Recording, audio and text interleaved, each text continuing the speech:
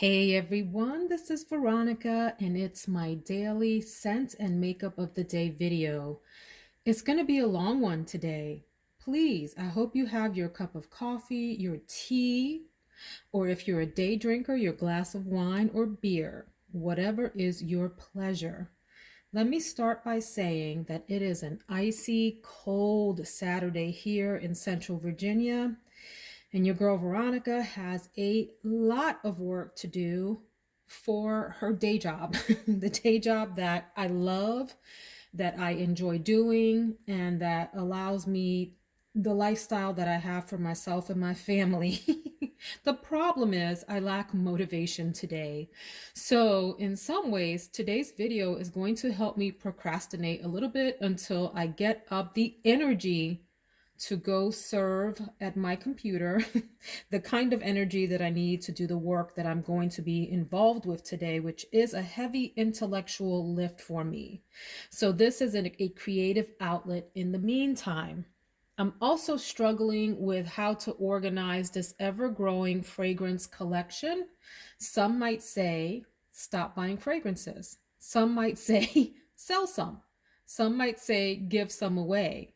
And to all of those people, I say, nay, nay. I really enjoy fragrances. I enjoy purchasing them. I enjoy having them in my collection. My trouble is going to be using them within my lifetime.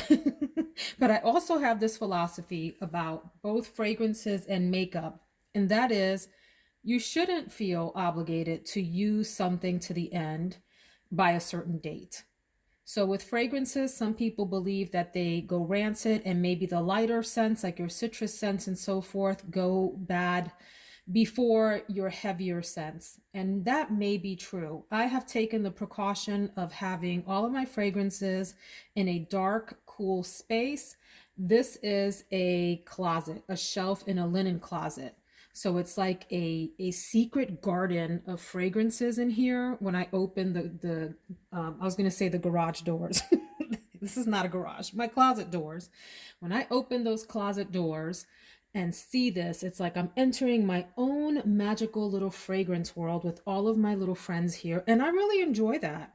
I don't feel obligated to use all of these. And I know that as I get to the point where I no longer enjoy a particular fragrance, or feel bad about it not being used, which I never do. But just in case I get there, I am not shy about giving things away and sharing with friends and family. I'm always happy to do that. So I'll do that when the time comes. But in the meantime, I'm really enjoying looking at all of these, trying these out, and checking it out. So, anyhow, today's fragrance is one that is really old school. It reminds me of like the 70s, 80s style heavy orientals, and I don't know how to say the name. So work with me here. This is one that I found on Fragrantica. I didn't buy it off of Fragrantica, but what I mean by that is when you find a fragrance on Fragrantica, or you're looking at the notes rather, and you scroll down the page on Fragrantica, it will say, this fragrance reminds me of. And then people that have accounts on Fragrantica can enter another scent that the thing reminds them of. And this particular one caught my eye.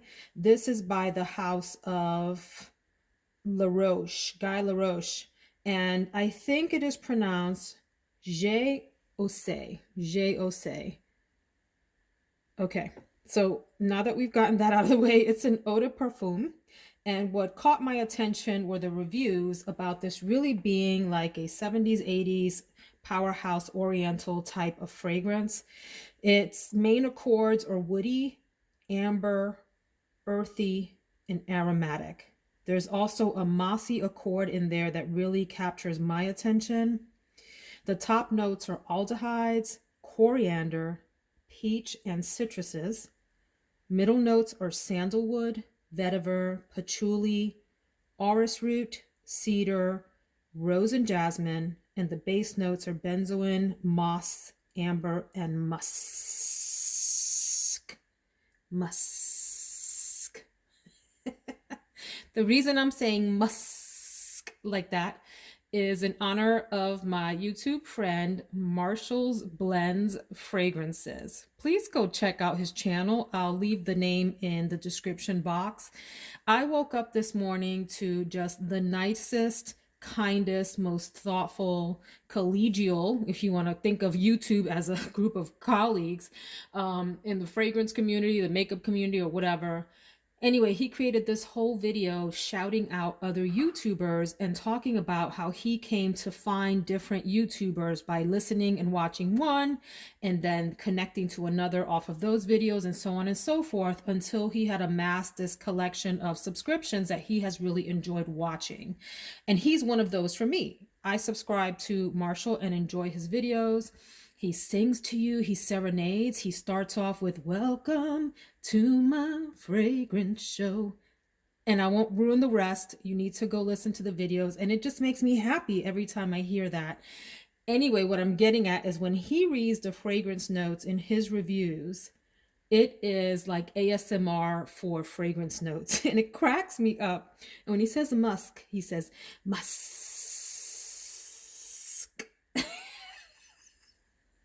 And I think he cracks himself up as much as he cracks me up. But anyway, thanks, Marshall, for the shout outs. I digress, but that was necessary. So this fragrance here is everything the reviewers said it was. I find it earthy, mossy, like that wet dirt smell in the heat of summer. And I also find it very herbaceous, smoky, a little distant hint of an incensey kind of accord in there. I like it, not a favorite scent, but if you've watched my reviews before, you know that I really appreciate strange, odd, and different scents. And I would put this in that category of different kinds of smells. And can I say this? Can you lean in close, friends? Because I have something that I need to admit and I'm embarrassed about it. And that's that I was today years old when I learned that coriander and cilantro are synonymous. I didn't know that. Am I the last one to know that? I mean, did you know that? If you did, drop it down in the comments. I was surprised by that, especially because a few weeks ago in a haul, I reviewed Coriandre by, who is your house? I don't even remember, but and didn't put two and two together. So I'm a little embarrassed about that. And I cook a lot and I cook with herbs a lot and never put that together. So anyhow, let's get back to the scent. I would say to me, this reminds me a lot of if I mixed Knowing by Estee Lauder with Aura by Thierry Mugler. Like if you combine those two, the earthiness, the woodiness of Knowing with the sort of green herbaceous notes in Aura, you probably would get something close to J-Ose. That's what we're going to go with. J-Ose is how you say that. And I also am reminded of, where is that other scent? This one. Magie Noir by Lancôme. So if you combine Magie Noir and Aura, you also might get something similar to this one. They're sort of in that same kind of family of fragrances. I have sampled this one before, J-Ose, and it evolves during the day. Let me say, you need to get past the opening of it. It has this blast that smacks you in the face with this like dirty herby scent that is a little over the top, like, woo, what is that nonsense? But as it calms down and the alcohol starts to fade away off of the top of it, what you're left with is really this deep oriental fragrance that does last all day, has pretty good projection, pretty good sillage if that's important to you. Listen, I'm mostly in the house these days with everything going on, and I'm not trying to impress people walking down a hallway and leaving my scent behind me. So projection and sillage are less important to me these days. I want to be able to enjoy the scent on my skin. And so it has to at least waft up to my nose. And I do spray like all my pulse points. Okay, stop lying, Veronica. You spray everywhere. I'm an oversprayer. I will go 8 to 10 sprays on the body easily. Pulse points and then sort of the back of my neck. Sometimes I spray my hair, I spray my clothes, I spray in the air like a cloud and I walk through it. I spray all over the place and I respray during the day. So let that be known. But yeah, this is a very mossy, earthy kind of smell with an herbaceous thing going on here. So it smells a little bit like herbs in a kitchen mixed with wet earth, right? Mixed with this animalic accord. So that's not an accord in here, but I'm adding that myself because that's what I pick up. Aromatic, animalic, spicy, earthy kind of scent. Really interesting find, and I think I got this for relatively inexpensive on FragranceNet. So if you're into those kinds of scents, you may want to try that one out. Before we go to the makeup of the day, I did want to share that later today I'm going to be posting a video where I review all of the perfumes that I wore this week, give you sort of final impressions of them, compare them to each other, and then do like a really cheesy but fun little awards show for them where I tell you which one has like the best sillage, which one's the most alluring, which one's the most everyday, which is the best overall, that sort of thing. So hopefully you can join me back for that. And I will say that starting tomorrow, which is Valentine's Day, if I'm looking at the calendar correctly, I think it's going to be the week of me taking some time to show some love to my YouTube friends.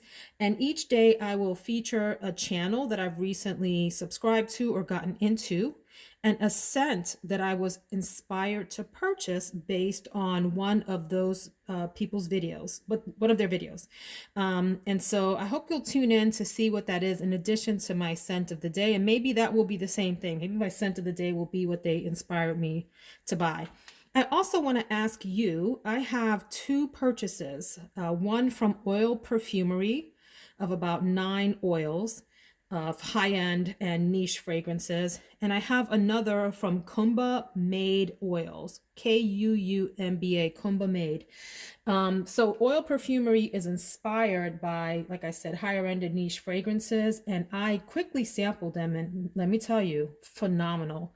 And then I have Kumba Made that isn't inspired by anything. They're their own blends, but they're oils. And so would you be interested in a review video of those? Drop that in the comments and let me know. All right, I hope you have refreshed your coffee and tea because we're going to go check out the makeup of the day. Hang on and let's get situated over there. Let me give a couple of other thoughts about this J. Did I already mispronounce it again? OSE. This reminds me of that friend that in the end you love a lot, but when you first met, you thought they might be a little too loud and obnoxious for your liking. Right? They kind of rubbed you the wrong way because maybe they're a little bit rough around the edges with their social graces, but they ended up being that really great friend that you can count on. And so you look past that.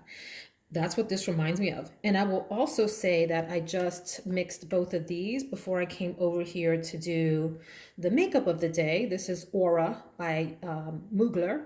And this is a really polarizing fragrance. People love it or hate it. You know, if you're into fruity florals or anything just sweet and soft, certainly you're not going to like this because it's very green, medicinal, and odd, I think. But the combination of these has given me, hold on.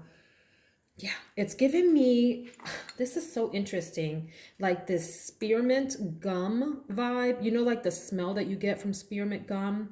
It's fresh and it's weird and it's green. Like that combined with an earthy, mossy undertone. Really quite an interesting mixture. Not for everyone, but if you like trying out weird and different, you may want to try these 2 out. Let's get to the makeup of the day. I've got my Coke Zero because this might be a long one. I don't know. We're going to see because it's Saturday and I call it Sassy Saturday. This is my chance, my one day of the week where I get to do an out of the box look, put on some colors that I wouldn't normally put on for the week. And I might do it again on Sundays, but on Sundays I like to sort of mellow out and have a low makeup day. So here is my makeup wardrobe of the day. And you'll notice the star of the show is one of the massive Natasha Denona palettes that I'm going to get into. These are beautiful, and you definitely want to stick around for a review of that. But let me start with base products. As I always say, my friends, moisturizer with SPF or SPF underneath of a moisturizer or vice versa. Depends on how it works on your skin. I don't like layering because I already layer a number of other products. So I like for my SPF to be inside of my moisturizer. So I use Paula's Choice. Let me grab that quickly. I have tried a bunch of different moisturizers and keep coming back to this one. It's Paula's Choice from her Resist line in Normal Dry, the moisturizer with SPF 50. If you are someone that isn't into makeup and you just came for the scent of the day and you happen to still be listening to this because you haven't clicked off yet, even if you're a dude that doesn't wear makeup, this is a great moisturizer, and it's nice to have a SPF of this high in it for your skin. So I get like a good, really thick dime size, maybe 2 dimes, not totally a quarter size yet, and make sure I really work it into my face and to my neck, even on days like today that are overcast. It's a great moisturizer, period, and it's a benefit that it has the SPF in it for those of us that are past our prime, past our youth, and worried about wrinkles and so forth. Really fantastic option for delaying or preventing any further skin damage, sun damage to your skin rather. Okay, that was long. You would think Paula's Choice was paying me for this, but they're not. I just love the moisturizer. Base products. I'm going in with the Laura Mercier Pure Canvas Primer. And this is one, as I've mentioned before, I will not repurchase. It is a nice primer and I do plan to use it up. I think it's expensive for what it is, although I enjoy it. And it adds some nice extra moisture to the face and also gives you a little bit of extra SPF boost. You know, I'm going in with Becca Anti-Fatigue Under Eye Primer to help fill in a little bit of those fine lines under my eyes. Great product. Other base products include, did I bring up an eye primer? Oh, I didn't. Let's go find an eye primer because I want one for today's look.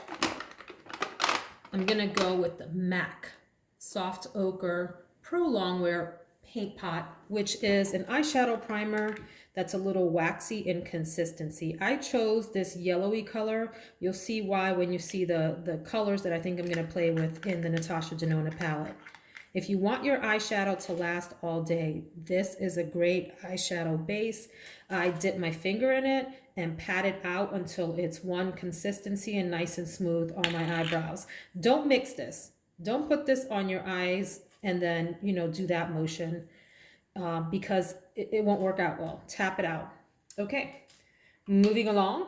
I'm feeling luxe today, so I'm gonna go in with one of my most expensive and effective, that's important, foundation and concealer combinations. And that's my Pat McGrath Skin Fetish Sublime Perfection Foundation and the matching concealer. I have the concealer in the color LM14, which I believe stands for light medium 14. And I have my foundation in the color 14, also light medium. I could maybe go for a 13 on days that my skin's a little lighter, and I could probably go into a 15 on days that my self-tanning is makes things a little bit darker. These are excellent. People have mixed opinions about these, but you can't tell me anything about either of these. This concealer from Pat McGrath, in my opinion, is a holy grail. It performs beautifully. It goes on well. I have no issues under my eyes all day with these. No creasing, no problems. And then with the Pat McGrath foundation, it's a very skin-like finish. It's not the most full coverage. So don't get it if that's what you're looking for. This is more light to medium coverage, but it's just a beautiful finish on the skin. And if you're someone who does a lot of video conferencing, this does well on camera as well. Great foundation. Moving along, my bronzer for today. Are there any other base products that I want to talk about? Yes. Let's talk about Pat McGrath's Skin Fetish Sublime Perfection Blurring Under Eye Powder, one of the longest names ever. I have mine in the color light. I have light and I have medium. This is a very finely milled powder to use right under your eyes. You can tap it on with your finger, but I use a brush. What kind of brush do I use? Let's get this one. Usually I'll go in with this Real Techniques setting brush. Real Techniques setting brush. Looks like that. And just go in and do like a little light tap of that right under the eyes, super light. Don't get crazy with powder under the eyes, especially if you are on the more mature side like I am and worried about powder making you look older than you are. Okay, and then I'm going to do a very light powder on my face with Coty Airspun Loose Face Powder. This is a naturally neutral. Listen guys, this powder is super cheap. It's about $5 or $6 depending on which store you get it at. It is highly fragranced. If you don't like that, stay away from this. But it's finely milled. It's really old school that way. And you know, a little goes a long way. Take a big brush, like I have this one from e.l.f. It's a big face brush. What are you called? Do you have a name? It's just called the e.l.f. powder brush. And just, you know, tap a little bit out. I usually tap it out onto the cap and then tap my brush into that, swirl around, tap off the excess and go into my T-zone area to help the makeup sit down and behave during the day. Behave. This is like Spanx for your foundation. Is that right? Is that a right analogy? We're gonna go with it. Spanx for your foundation. My bronzer for today is gonna be the Pure Bronzing Act Matte Bronzer in dark. People don't talk about these, and I love these. I have the dark and I have the light.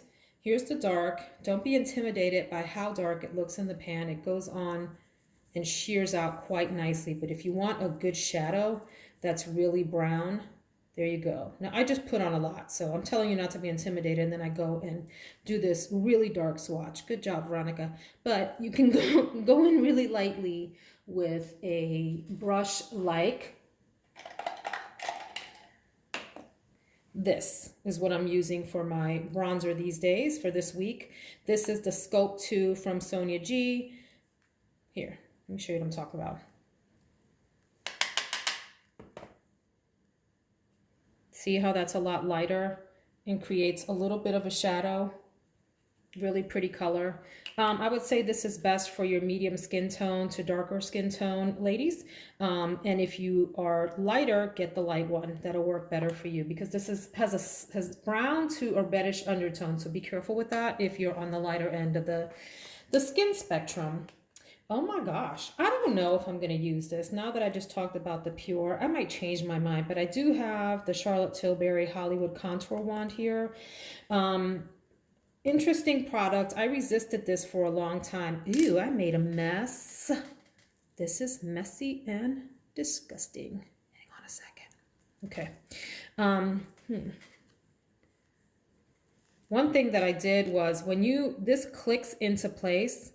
Oh, probably that's what I did. I forgot to close it last time. So anyway, long story short, I've had this for months and months, and I opened it a while back, squeezed out a little bit into the sponge applicator and closed it. So all those months, I was just going off of the little bit that was sitting in the sponge from the first time that I used it. And maybe a couple of weeks ago, I pulled this back out and remembered, oh, dummy, you're supposed to actually click it open, because I was running out of product. And I was like, are you kidding me? Is that all I get out of here? And then I opened it and squeezed it and a bunch came out. So that's what I just wiped away with my dirty little face thingamabobber over there. So don't be grossed out. I promise I am washing all of that right after this. So that's that. Okay, what's next? Let's talk about these other products and then I'll focus on the Natasha Denona palette. If you have not gotten into the BUXOM blushes yet, I think you're missing out. They're very nice blushes. I have two and have not figured out which one I want to use. I think I'm going to use this one, which is in the color Seychelles. It has a primer in it. I don't know what that means, like what benefit it is to have primer in your blush. Maybe it helps it last longer. Anyway, and then I have the color Mykonos. And let me show you what these look like. So this doesn't look like a typical blush color, right? It looks almost like something like maybe even a bronzer, but it does have a little hint of peachy mauviness in it that looks really nice on the cheek. It performs well on the cheek, and if you want a bold eye look and you don't also want a bold blush because you don't want them to compete, this Seychelles is a nice option. And then Mykonos is this really gorgeous pinky peachy corally color that is brighter and more spring-like. So look at that, really pretty. These stay on your cheek all day. If you love makeup, you know that cheek products, blush in particular, can fade during the day, and it's really frustrating. In fact, it's one of the products to start fading off your face the fastest. These last all day. So those are the BUXOM Wanderlust blushes. Highly recommended. Lips, I don't know what I'm going to do with lips, but here's what I think I'm going to do. Reserve the right to change my mind based on the eye look. But the 24/7 Glide On Lip Pencil from Urban Decay in Uptight is going to be my lip pencil. That's what that looks like. Really nice brownish color with a little hint of peach in it. These really do glide on, like the name says. They glide on easily, and they perform pretty well. And I have the color, and I never pronounce this right. I think it's Pigalle. This is from NARS, and it's a matte lipstick. I think I want to do a lip like this, but again, I may dip back in and do something a little bit more neutral once I figure out what the eye look is going to look like. But I really just love that color combination there. And on my skin tone, these kinds of lip colors look really nice. They really enhance my entire face if I do show myself. And I always like to go in with just a little hint of lip gloss. This is called CoverGirl Melting Pout Vinyl Vow. Wow, that sounds really serious. A vinyl vow. This is in the color 200 Nudist's Dream. Don't get kinky, you guys. It's nudists as like a nude lip. Okay, hang with me. So there's what that looks like. And what I like to do is just right in the middle of the center of my lip, I like to dab in a little bit of lip gloss to lighten it and make the lip pop forward on my face and give the impression of a nice full lip. Okay, these other products really quickly, I'll talk about this color pop in a second, but this Milani Radiant, I always get the name wrong. Radiant Make It Last Setting Powder. It says setting, but I use this as a finishing powder. And what I mean by that is when I'm done with my entire face, I will again go in with a big fluffy brush like this, grab a little bit off of the cap, shake, shake, shake, and spread that around my face really lightly. And because it has these reflective particles in it, it gives the impression of blurring out particularly the perimeter of your face. So that's what I use these setting powders for, like this one. Rather, I call it a finishing powder, even though it says setting powder. This one and some of the Hourglass ones. Okay, let's get into our girl, Natasha. You guys, I waited for a long time to get her big palettes.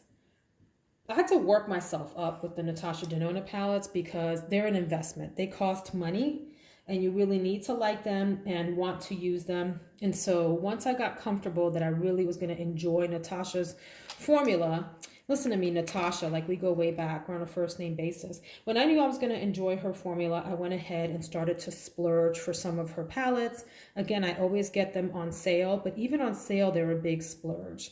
So this is what they call the 28 pan palettes. There are 7 shadows across a row and 4 across the top. So the 28 pans, there is a green brown one, which is this one. And there is a blue purple one. In fact, let me show that. Hang on, let me grab that. Okay, so this one is the blue purple one. And so there's the brown green one. Both are incredibly beautiful, Very creamy and easy to work with. I have no problems with either of these palettes when I go in. I always love and enjoy the look that I end up coming up with. Natasha Denona makes it really easy to use her shadows because it's a matrix system. Is that the right term, or did I just totally make that up? But what I'm saying is you can use all of her shadows in a row, any direction, up or down.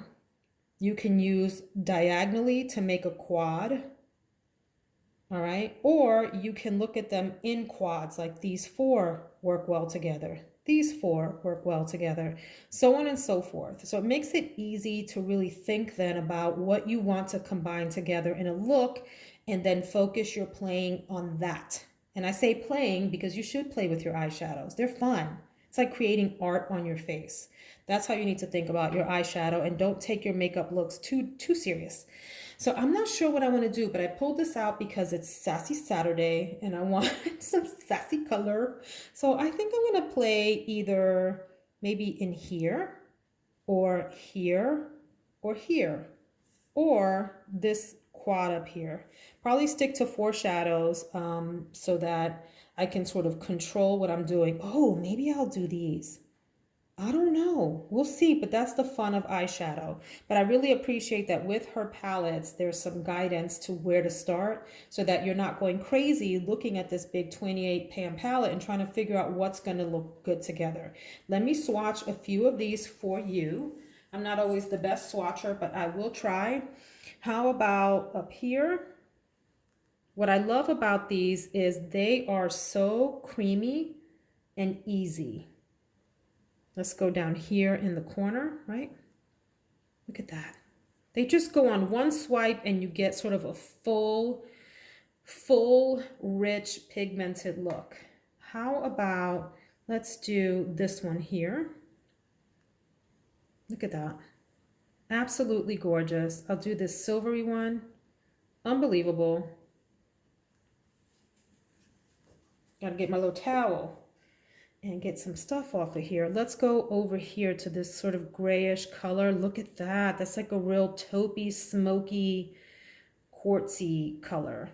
Is quartz right? Did I make that up? You guys, I make up all sorts of stuff when I talk to y'all. I'm so glad you're understanding. How about this gray here? Ooh, really shimmery and beautiful. None of these are duds. I'm going to go up here to this green. All of these are winners in these 28 pan palettes. So from that sense, these are worth the investment. People ask, and I go on reviews and people are like, oh my gosh, there's no way I would ever pay XYZ number of dollars for a palette. That's fine, to each their own. The good news is you don't have to. No one's forcing you to. But for those of you that are thinking about it, and of course, you have that, kind of just expendable income to invest in one of these. And I say invest because you're investing in enjoying the shadows for your looks, right? Go for it. I fully believe that these are amazing, wonderful shadows that last all day, and stand behind that. I mean, just look at that selection right there alone. Really beautiful. Let me do maybe two more. Here's one of the pinky ones at the bottom here. Ooh, that looked chalky. But there you go. Maybe I just picked up too much. Okay. And drum roll. How about that one? I just love swatching in them. If you're someone who likes to play in texture, your fingers in these shadows is just fun in and of itself. So here's like a sampling of some of the shadows in the palette. Listen, this is just a winner all around, a prized possession in my makeup collection, as well as the other 28 pan blue purple. In fact, all of my Natasha Denona shadows and all of my Pat McGrath shadows to me are prized possessions, as well as the Sydney Grace ones. And even though he's controversial, the cremated palette from Jeffree Star falls into this category too. I love them, enjoy playing with them. To me, makeup is a way to just sort of get away from the day and escape into a creative space, which to me is always elevating and uplifting. I think I may use this ColourPop Flexitarian shadow here. It's an eyeshadow and it's also a highlighter. It's in this like gel formula in the inner corner of my eye, but I may not need to because you have so many good options right in the palette. We'll see. So that is the video for today. Hope you enjoyed this. And if you did, please come back and join other videos. Please subscribe. We can hang out and talk about makeup. We can talk about perfume. We can talk about life lessons. We can talk about cilantro and coriander and how they're the same thing. All right, friends, have a wonderful, blessed day. Take care.